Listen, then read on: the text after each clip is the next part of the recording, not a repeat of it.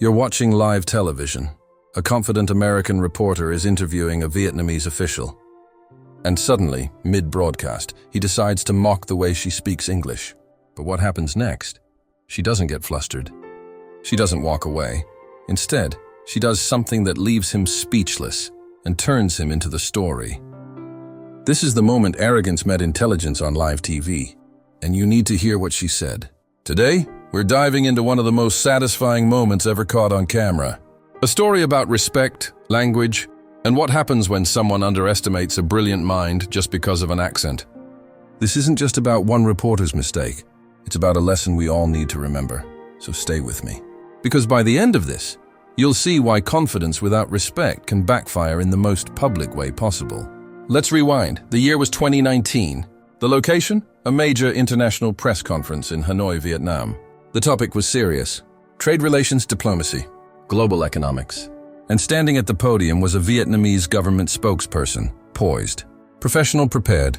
She'd been doing this job for years, briefing international journalists, handling tough questions, representing her country on the world stage.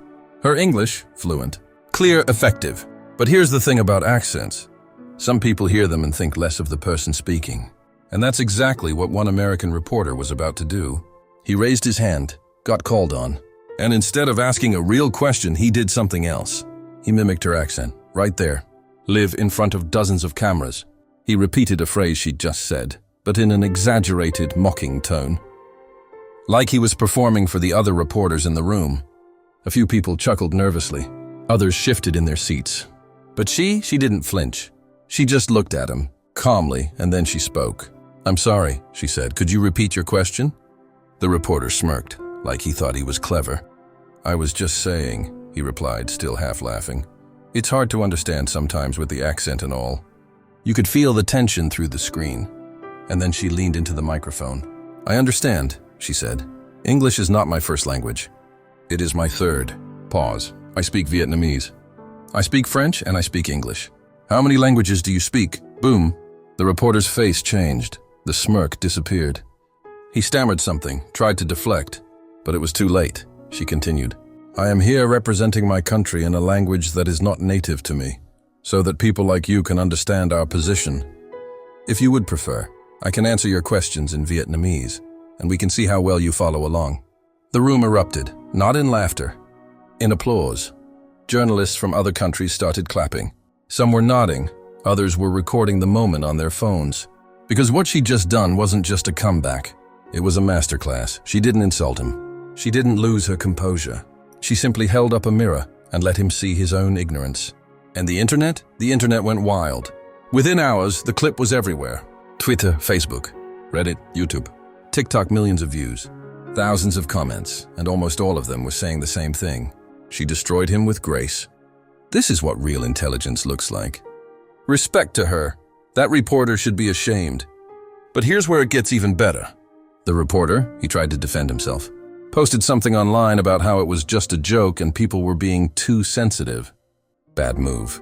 Because now it wasn't just about the moment anymore. It was about his attitude. Linguistic experts started weighing in. Multilingual communities shared their own experiences. News outlets across Asia, Europe, and Latin America picked up the story. And they all made the same point. Speaking multiple languages is a skill, an achievement, a sign of intelligence and effort. Mocking someone's accent when they're speaking your language better than you could ever speak theirs. That's not funny, that's ignorance. Even his own colleagues started distancing themselves from him. Some issued public statements, others quietly unfollowed him on social media. Because in that moment, he didn't just embarrass himself. He embarrassed everyone who'd ever thought the same way. And she became a symbol of dignity, of confidence, of the quiet power that comes from knowing your worth. But here's the deeper truth behind this story. This wasn't just about one reporter and one spokesperson. It was about something bigger, something we see every single day. The way people are judged not by what they say, but by how they say it. Think about it. How many times have you seen someone with an accent get interrupted, talked over, dismissed? How many brilliant minds have been underestimated just because English wasn't their first language?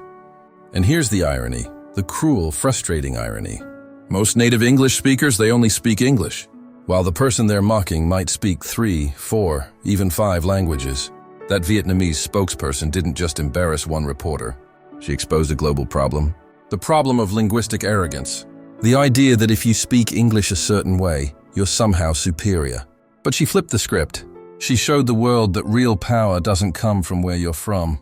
It comes from what you know, how hard you've worked, and how you carry yourself when someone tries to tear you down. And in that moment, she didn't just defend herself. She defended millions of people who'd been in her position, people who'd been laughed at, looked down on, made to feel small. She reminded everyone watching, respect is earned, and ignorance has no place at the table. So what can we learn from this? First, never underestimate someone based on how they speak. Accents don't measure intelligence, they measure courage. The courage to step outside your comfort zone and communicate in a language that isn't yours. Second, humility matters. That reporter walked into that room thinking he was clever. He walked out as a cautionary tale. And third, grace is the most powerful weapon. She could have been angry, she could have been defensive, but instead she was calm, sharp, and devastatingly effective. That's the kind of strength that leaves a mark. Today, that video is still circulating, still inspiring people, still reminding us all to think before we speak. Because in a world full of cameras and microphones, your words last forever. And so does the way you treat people. That Vietnamese spokesperson didn't just win an argument. She won the respect of millions. And that American reporter? Well, he learned a lesson he'll never forget. Sometimes the person you try to mock is the one who ends up teaching you the most. If this story made you think, or if you learned something new today, make sure to subscribe and turn on notifications so you don't miss our next video. We're here to bring you real stories about real people who remind us what strength, dignity, and intelligence really look like. Thanks for watching. And remember, respect costs nothing, but it's worth everything. See you in the next one.